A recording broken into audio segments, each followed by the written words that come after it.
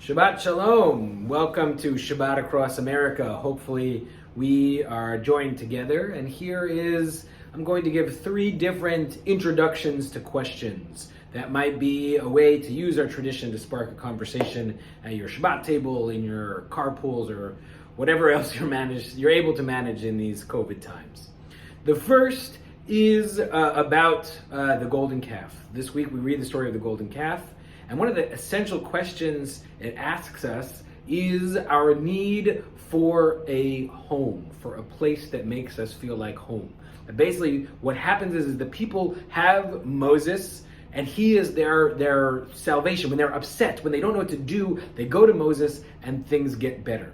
And when Moses is gone, they miscount and think he's gone more than he said he would be. And so they immediately create something and say, this is going to be our new thing. And so the question that it leaves us with is, what's the thing in your life? What's the place that you can regroup, that you can regather? And what's special about that place? What makes it a home, a place when you are upset that you can go? So that's conversation 1.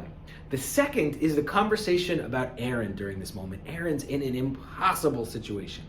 Here we go. Moses is up in the mountain. Aaron's in charge by himself for the first time. He's the guy. And they come to him and say, make us an idol.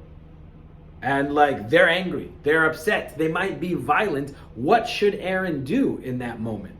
And the sources are divided. Some say he should have not done anything at all, even at the risk of his life. And others said, no, he did exactly what he was supposed to do. Because basically, he tries to delay the process as much as possible.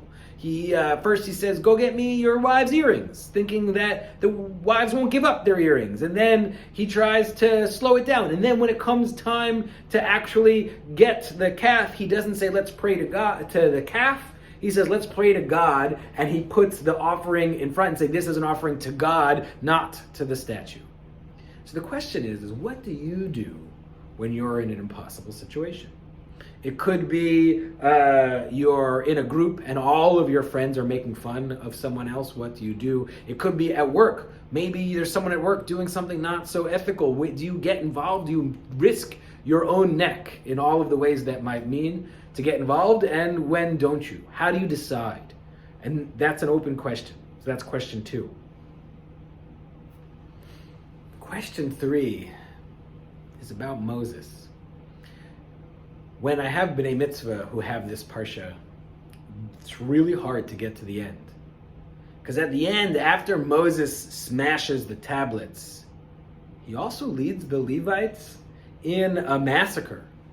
And he kills the people who participated, the leaders of this thing. So the question is, what's our responsibility to be the one to hold others accountable? If our neighbor's behaving poorly, what's our responsibility? What's our right to do back to them, to get to them? If we're a student at school and someone is doing something not nice to us, what's our right? Can we go beat up that other student? Can we try and do something and sabotage them? And the same thing runs true at all. It's left us with a moment that sometimes retribution is not only right but necessary, but many times it doesn't help or it's not in our purview. So the third question I have is, when do we pick up our strength and all the things that might mean and make someone else accountable for their actions? This Shabbat, I hope these questions invite conversation, challenge each other, and help anchor us both to our best selves and to our tradition. Shabbat Shalom.